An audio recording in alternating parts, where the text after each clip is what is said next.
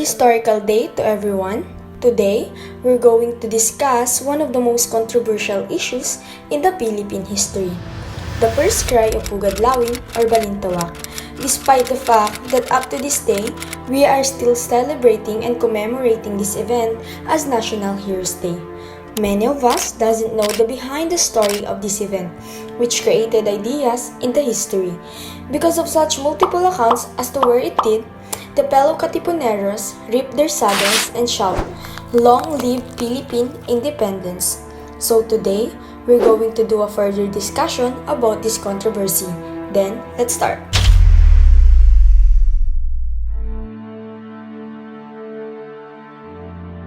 So now, let's discuss the introduction of Cry of Balintawak. The Cry of Balintawak, also the Cry of Pugadlawin. In Tagalog, Sigaw ng Pugadlawin, and translated in Spanish as Grito de Pugadlawin, was the beginning of Philippine 1896 revolution against the Spanish Empire. The word cry comes from the Spanish El Grito de Rebellion, or El Grito for short.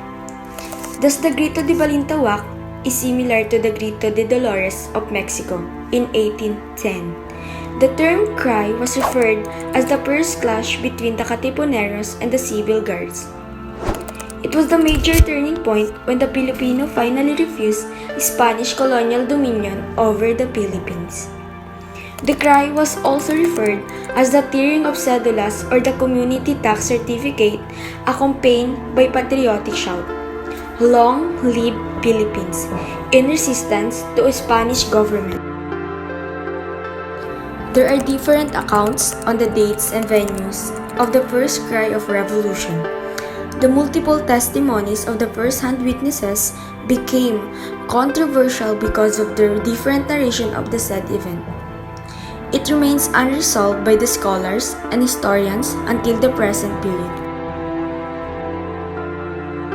It is believed that cold cry took place in Balintawak, but others would say that it really happened in Pugadlawin.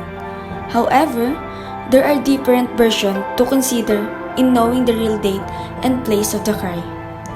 These include Pio Valenzuela's controversial Cry of Pugadlawin, Santiago Alvarez, The Cry of Bahay Toro, Gregorio de Jesus' version of the first cry, and Guillermo Masangkay's The Cry of Balintawak. In this video presentation, we have to give you General Guillermo Masangkay's background and version of the first cry. He is one of the three primary sources who participate as one of the witnesses on the happenings during the revolution.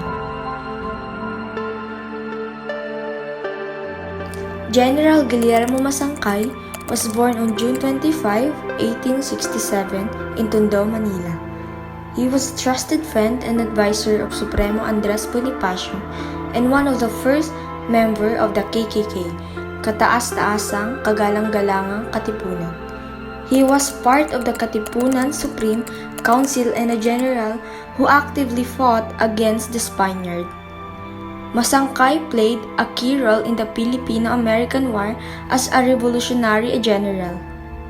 He died on May 30, 1963. And named a street in Santa Cruz, Manila after him. The Cry of Balintawak by Guillermo Masangkay. On August 26, a big meeting was held in Balintawak at the house of Apolonio Samson, then cabeza of the barrio of Caloocan. Among those who attend, I remember were Bonifacio, Emilio Jacinto, Aguido del Rosario, Tomas Remigio, Bricio Pantas, Teodoro Plata, Pio Valenzuela, Enrico Pacheco, and Francisco Carian. They were all leaders of the Katipunan and composed the board of directors of the organization. Delegates from Bulacan, Cabanatuan, Cavite, and Morang were also present. At about 9 o'clock in the morning of August 26, the meeting was opened with Andres Bonifacio presiding and Emilio Jacinto acting as secretary. The purpose was to discuss when the uprising was to take place. Teodoro Plata, Bricio Pantas, and Pio Valenzuela were all opposed to starting the revolution too early. Andres Bonifacio, sensing that he would lose the discussion then, left the session hall and talked to the people who were waiting outside for the result of the meeting of the leaders. He told the people that the leaders were arguing against starting the revolution early, and appealed to them in a fiery speech in which he said, "You remember the fate of our countrymen who were shot in Bagong Bayan. Should we return now to the towns? The Spaniard will only shoot us. Our organization has been discovered and we're all marked men. If we don't start uprising, the Spaniards will get us anyway. What then you say?"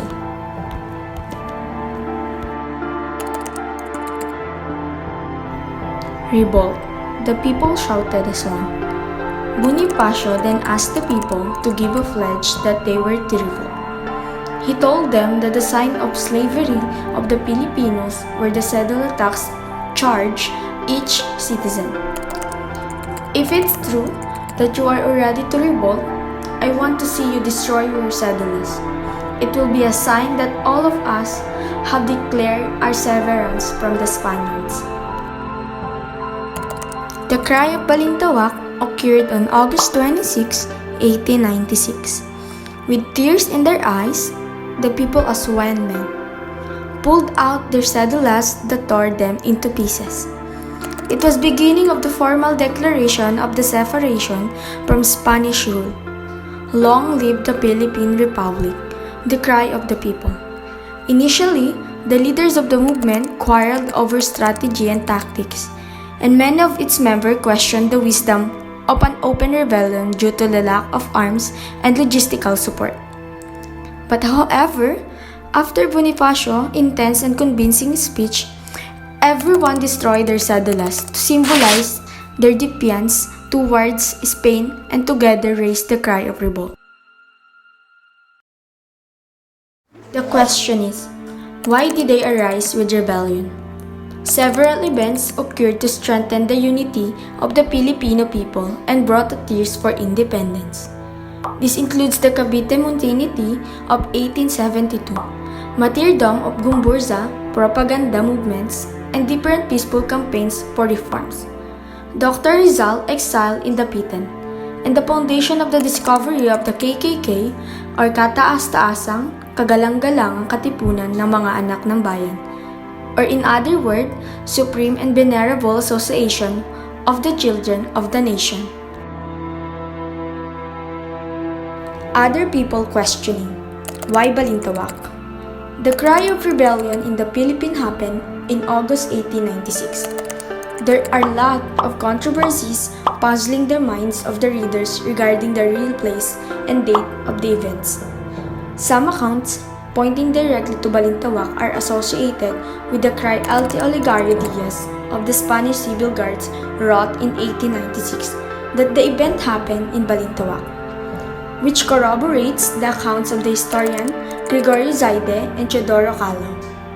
On the other hand, Teodoro Agoncillo based his account from that of Pio Palenzuela that emphasized Pugadlawin as the place where the cry happened. Now let's witness some reason why Pugadlawin is not considered as the place of the cry. People of Balintawak initiated the revolution against the Spaniards. That is why it is not appropriate to call it Cry of Pugadlawin. The place Pugadlawin only exists in 1935 after the rebellion happened in 1896. Lastly, the term Pugadlawin was only made up because of the hawk's nest at the top of a tall tree at the backyard of Tandang Sora in Banlat, Gulod, Caloocan, where it is said to be one of the hiding place of the revolutionary group led by Andres Bonifacio. The cry of Balintawak is an important symbol of Philippine nationalism and resistance against the colonialism. It represents the courage, sacrifice, and determination of the Filipino people in their struggle for independence.